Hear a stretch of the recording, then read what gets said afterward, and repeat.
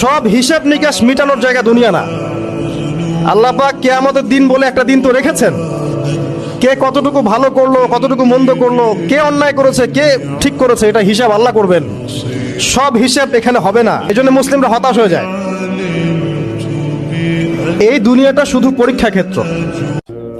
দেখেন, আল্লাহ পাক হেদায়েত এবং বুঝ সবাইকে দিবেন না। আল্লাহ যে আপনাকে কথাগুলো শোনার তৌফিক দিচ্ছেন, বোঝার তৌফিক দিয়েছেন, আপনার কান পর্যন্ত পৌঁছে দিয়েছেন, আপনি সৌভাগ্যবান। আল্লাহ পাক সবাইকে সুযোগ দিবেন না। 1999টা মানুষ জাহান্নামে যাবে। আর আল্লাহ পাক তো ওয়াদা করেছেন নবী সাল্লাল্লাহু আলাইহি ওয়াসাল্লামকে মেরাজের রাতে, যে তোমার উম্মতের যে কোনো ব্যক্তি যদি শিরক না করে আমার সামনে হাজির হয়, আমি তাকে মাফ করে দেব।